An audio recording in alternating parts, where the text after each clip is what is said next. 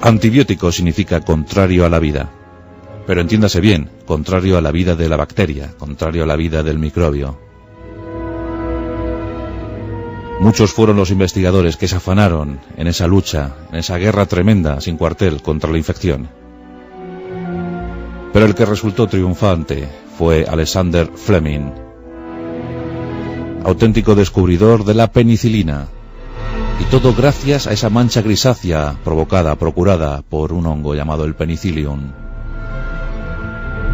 El hongo penicillium, gracias a la casualidad, hasta entonces anidaba en el pan o en el queso, eran muy parecidos, eran de la familia los que anidaban en el pan y en el queso, pero gracias a la casualidad, unas esporas del hongo penicillium fueron a depositarse en una placa de Petri. Y justo esa placa de Petri estaba siendo investigada y explorada por Alexander Fleming. Eso ocurría en septiembre de 1928. Pero antes ocurrieron otras cosas que conviene comentar.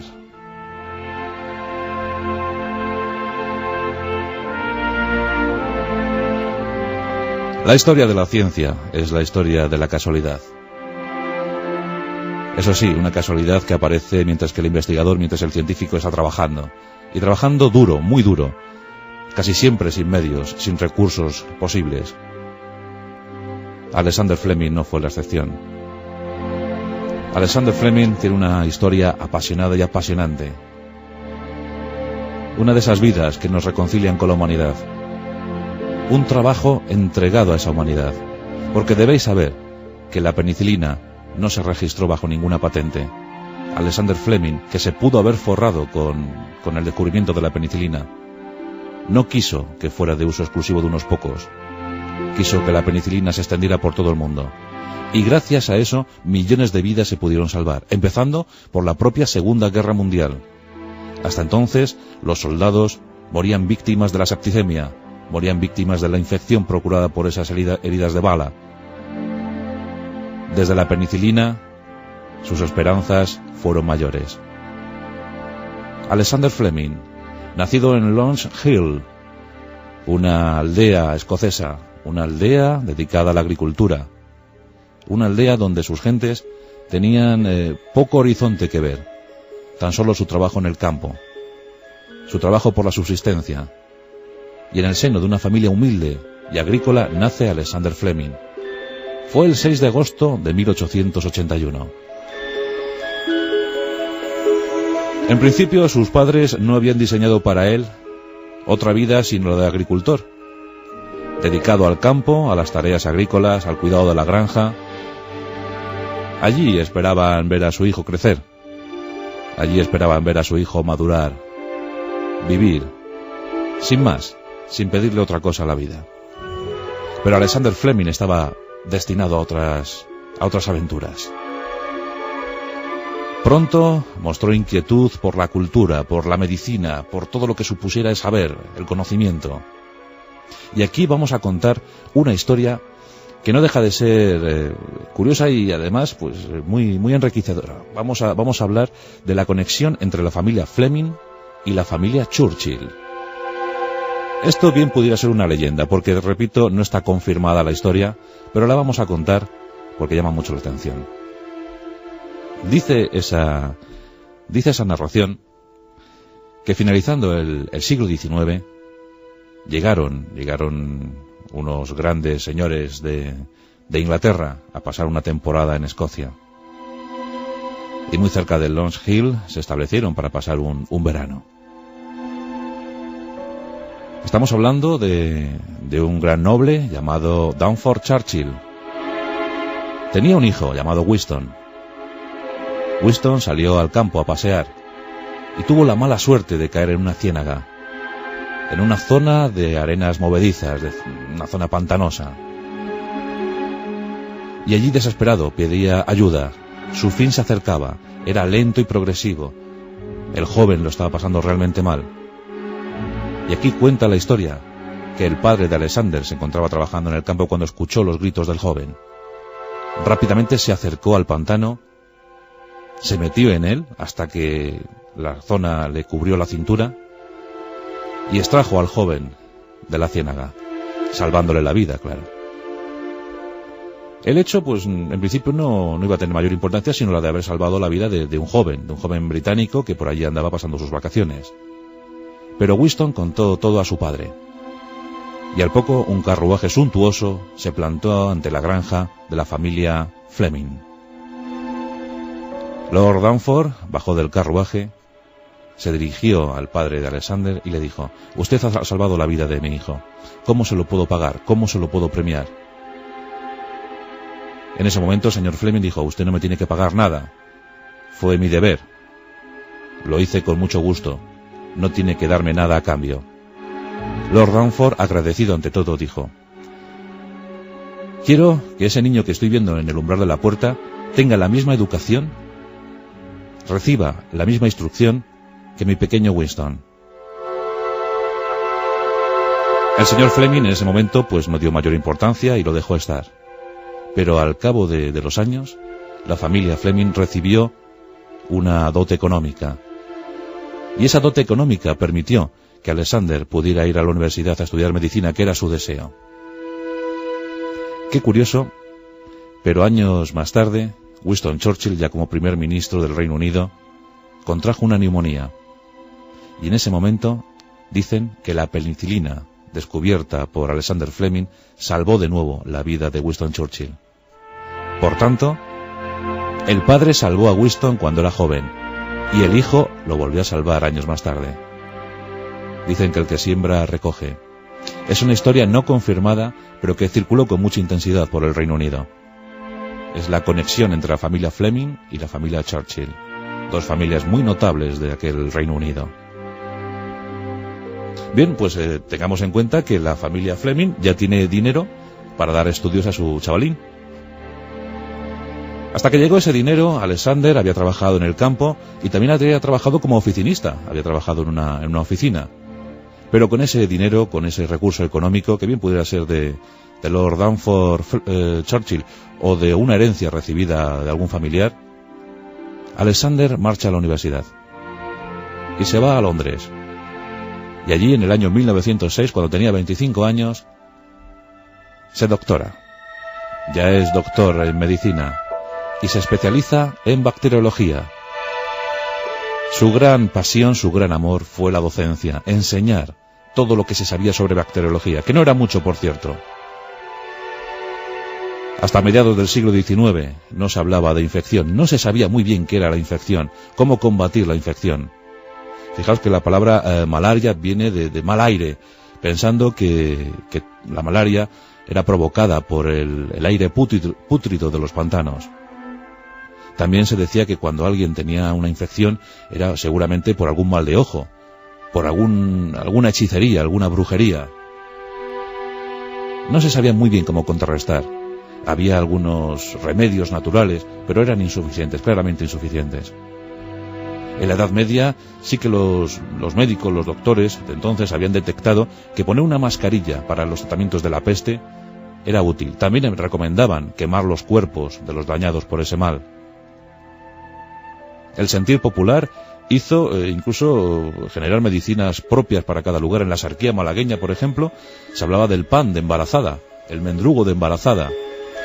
Se colocaba un pan en una habitación oscura, se dejaba que enmoheciera, y cuando el moho lo había cubierto completamente, se le suministraba a la parturienta para que de esa manera evitara las fiebres posparto.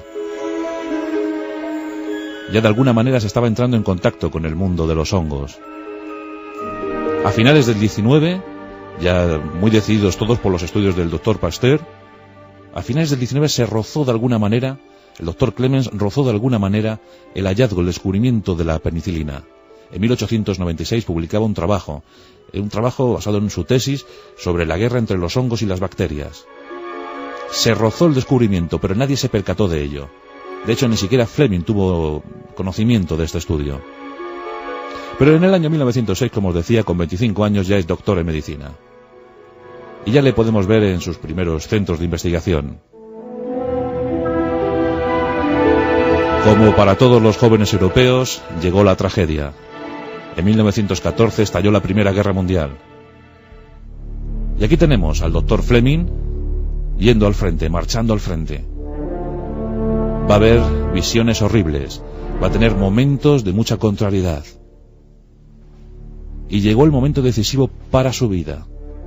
Estamos en 1916, en los campos de batalla franceses. Las refriegas eran continuas, las batallas sangrientas, las más sangrientas que había visto la humanidad. En esos momentos el doctor Fleming tiene 35 años y es un médico de campaña. Es un médico que está en el primer frente, en la primera línea del frente. Tras un combate sangriento y cruel, el doctor Fleming llegó al hospital. En ese hospital de campaña se encontraban hacinados los enfermos, los heridos de guerra, los heridos de combate. Centenares de soldados británicos se estremecían por el dolor. Muchos de ellos habían contraído la infección. Se sabía que casi todos no superarían la primera noche. La septicemia era el gran mal de la guerra. Muchos morían sí por las balas o las bombas, pero casi todos caían por la septicemia. Tras una visión dantesca, cuando la sala estaba cubierta por la sangre y por los cadáveres, el doctor Fleming se hizo un juramento a sí mismo: dedicaré mi vida a luchar contra la infección. A partir de ahora no habrá otra meta para mí, sino la de luchar contra las bacterias.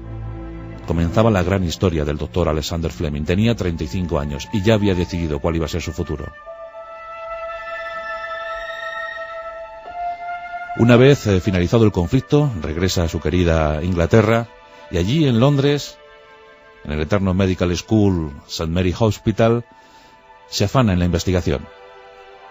Dicen que era muy descabalado, dicen que era descuidado al máximo, que todo lo tenía perfectamente desordenado.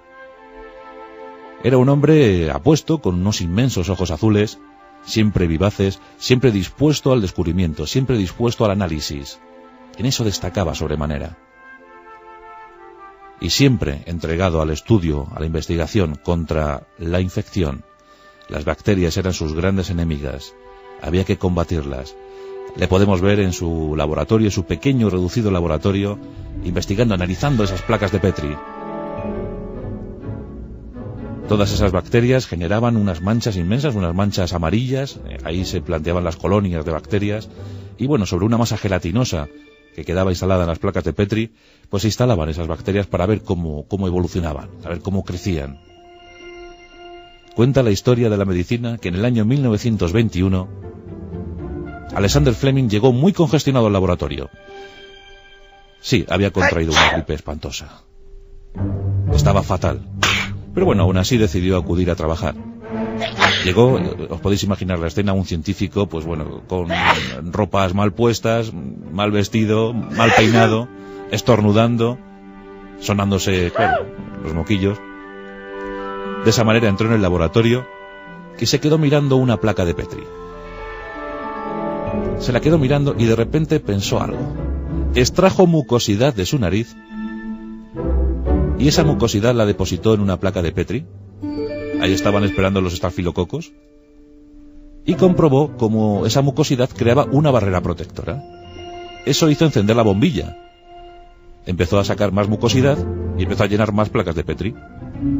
Os podéis imaginar la escena, ¿no? Luego, cuando se le acabó la mucosidad, sacó saliva. Su propia saliva empezó a repartirla por otras placas de Petri y notó que los efectos eran los mismos. Y una vez agotada la saliva, las lágrimas generadas por la congestión también fueron utilizadas para ver que los efectos seguían siendo los mismos.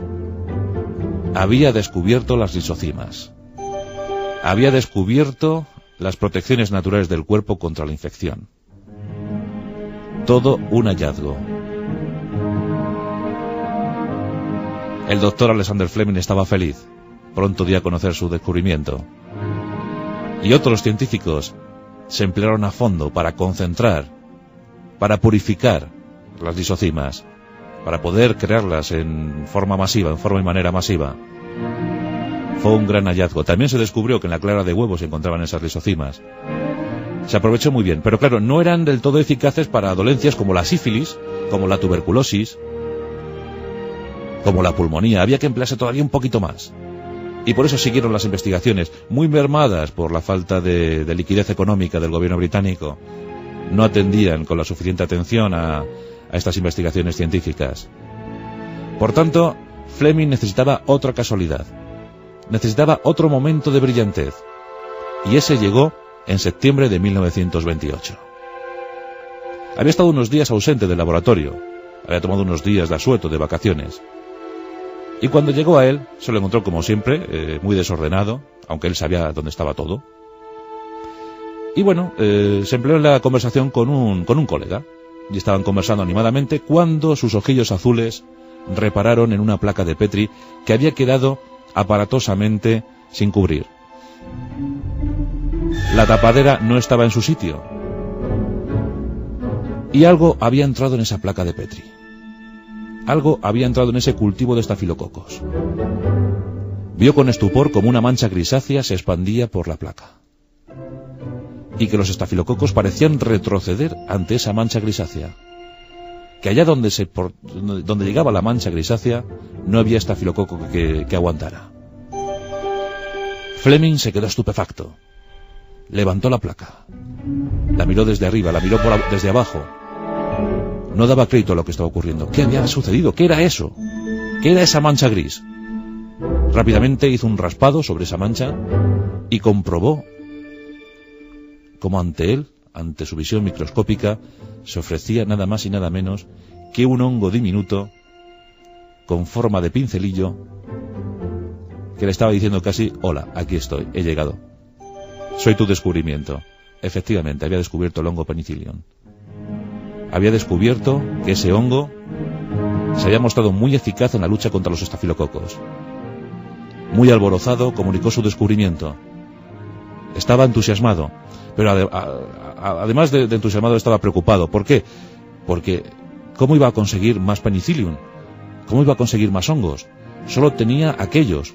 Solo podía cultivar aquellos que se habían depositado por casualidad en esa placa. Rápidamente empezó a trabajar. Fue muy lento, pero progresivo. No cejó ni un solo minuto en el avance de la investigación. En enero de 1929 publicaba sus resultados. Hay que decir que sin muchos resultados, sin mucha repercusión. Sin mucha repercusión porque el gobierno británico no quiso dar ni una sola libra esterlina más para ese tipo de investigaciones. La situación de Europa también empezaba a ser algo delicada. Pero no desanimaron a Fleming, que siguió investigando. Y aquí hay que hablar de dos héroes. Hay que hablar de Ernst Chain y de Oswald Florey. Lo cierto es que estos dos científicos fueron decisivos para la investigación de Fleming.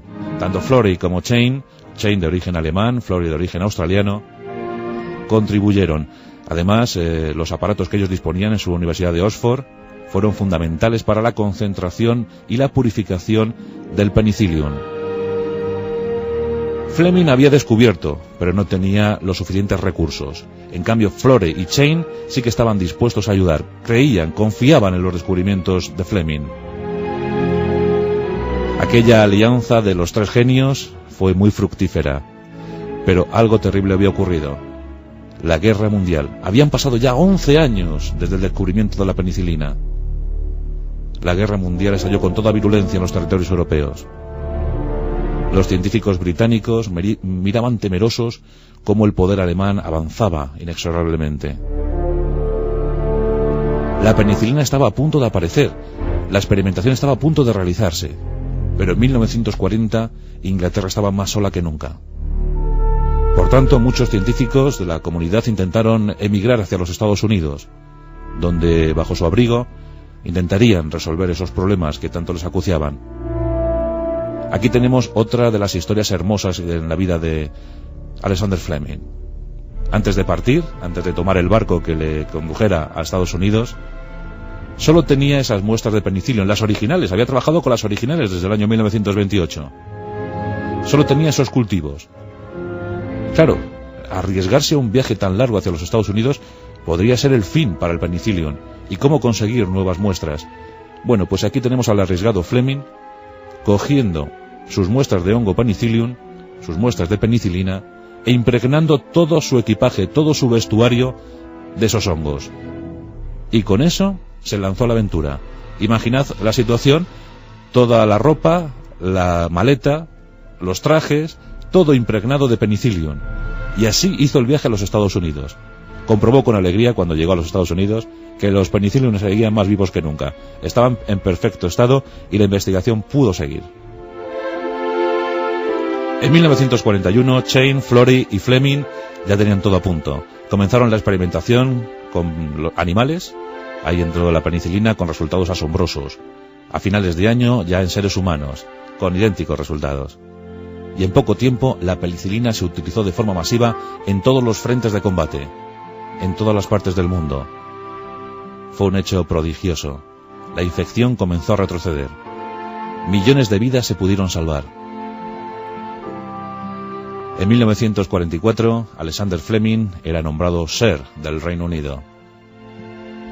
En 1945, los tres investigadores, porque los tres lo merecían a partes iguales, Florey, Chain y Fleming, recibían el Premio Nobel de Fisiología y Medicina. Todo un orgullo para la humanidad. Os preguntaréis que cómo fue la utilización de la penicilina en España. Pues también muy curiosa. La primera vez que se utilizó penicilina en España fue en el año 1944, el 10 de marzo. El 10 de marzo de ese año se utilizó una dosis de penicilina con un ingeniero de minas, que sufría una infección fortísima. Se le aplicó una dosis de penicilina cuando tenía 39 grados de temperatura. Al día siguiente ya solo tenía 37, se le aplicó la segunda y mejoró notablemente. También se utilizó en una niña. Fue en Madrid y en La Coruña donde se utilizó por primera vez la penicilina en nuestro país. Ocurre que los primeros años de la penicilina pues fueron unos años costosísimos para su reparto, para su distribución, y en España la penicilina no llegaba. Los extraperlistas se pusieron las botas vendiendo penicilina. En los años 40, una dosis de penicilina llegó a alcanzar las 30 pesetas, y eso era una fortuna para los años 40, 30 pesetas. La gente tenía que hipotecar casi su vida para conseguir dosis de penicilina, vender propiedades.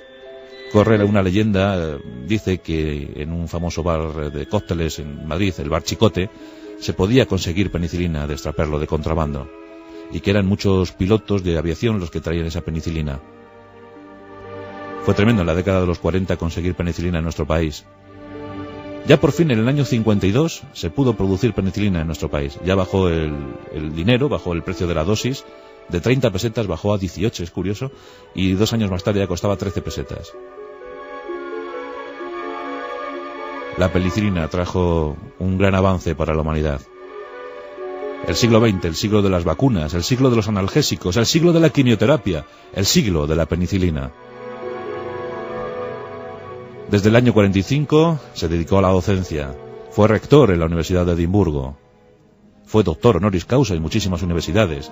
Roma, Princeton, Harvard, Lieja, París. Por supuesto en Madrid también. En Madrid fue nombrado doctor honoris causa. Fue inscrito como miembro de la Academia de Medicina de Barcelona. Viajó a España.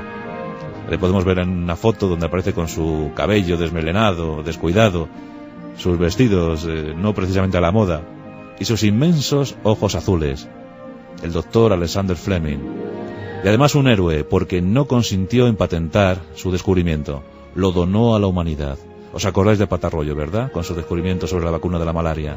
Es que de vez en cuando la historia nos cede a uno de estos héroes. Hace que nos sintamos bien cuando descubrimos que han dedicado su vida por entero a los demás. Desgraciadamente, cuando tenía 73 años, a punto de cumplir 74, el 10 de marzo de 1955, fallecía Alexander Fleming. Todo un símbolo para la investigación científica. Todo un héroe de nuestro tiempo.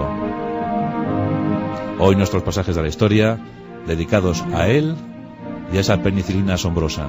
Los toreros, hasta los toreros españoles le quisieron rendir homenaje, levantando un monumento frente a la puerta principal de la Plaza de Toros de las Ventas. Aquellas cornadas dejaban muchas infecciones y la penicilina las palió de alguna manera. Hoy en día el uso de los antibióticos incluso llega a estar cuestionado. En los años 70 hubo una gran reunión de científicos porque alarmados habían comprobado que el ser humano o las bacterias que habitaban en el ser humano se habían hecho fuertes frente a los antibióticos. El uso excesivo, pues la verdad es que dulcificó el efecto del antibiótico. Pero gracias a esa penicilina inicial, luego llegaron nuevas series, incluso llegó la penicilina sintética, la artificial, más efectiva. Se ha podido combatir a enfermedades como la tuberculosis, como la sífilis, como la pulmonía. En fin, que hay que estar muy agradecidos a estos hombres que dieron su vida por entero para que nosotros pudiéramos estar algo mejor, para que nuestra calidad de vida fuera algo mejor. Desde aquí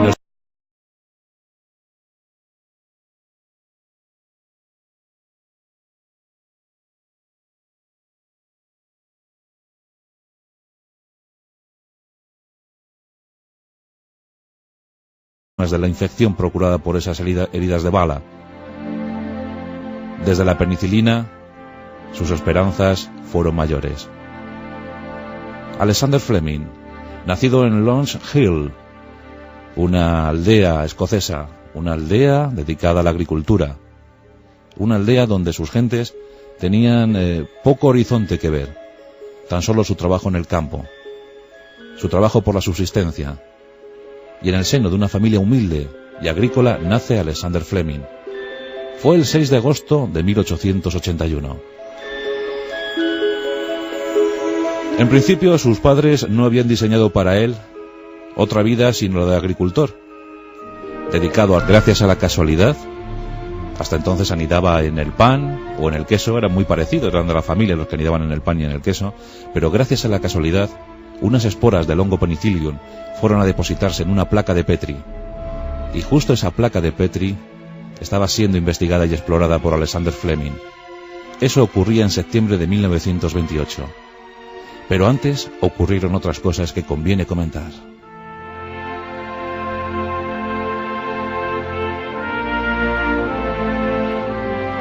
La historia de la ciencia es la historia de la casualidad. Eso sí, una casualidad que aparece mientras que el investigador, mientras el científico está trabajando. Y trabajando duro, muy duro.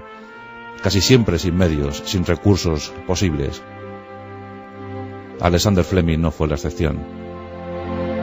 Alexander Fleming tiene una historia apasionada y apasionante. Una de esas vidas que nos reconcilian con la humanidad. Un trabajo entregado a esa humanidad.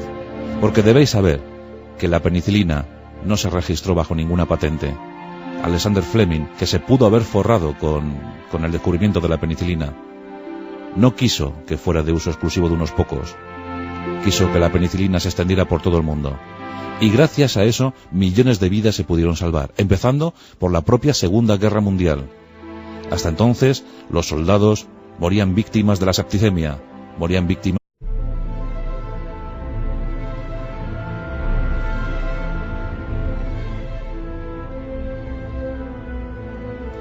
Antibiótico significa contrario a la vida. Pero entiéndase bien, contrario a la vida de la bacteria, contrario a la vida del microbio. Muchos fueron los investigadores que se afanaron en esa lucha, en esa guerra tremenda, sin cuartel, contra la infección. Pero el que resultó triunfante fue Alexander Fleming, auténtico descubridor de la penicilina. Y todo gracias a esa mancha grisácea procurada por un hongo llamado el penicillium. El hongo penicillium. Al campo, a las tareas agrícolas, al cuidado de la granja. Allí esperaban ver a su hijo crecer. Allí esperaban ver a su hijo madurar. Vivir. Sin más, sin pedirle otra cosa a la vida. Pero Alexander Fleming estaba destinado a otras aventuras. Pronto mostró inquietud por la cultura, por la medicina, por todo lo que supusiera el saber, el conocimiento. Y aquí vamos a contar una historia que no deja de ser curiosa y además pues muy enriquecedora. Vamos a hablar de la conexión entre la familia Fleming y la familia Churchill. Esto bien pudiera ser una leyenda, porque repito, no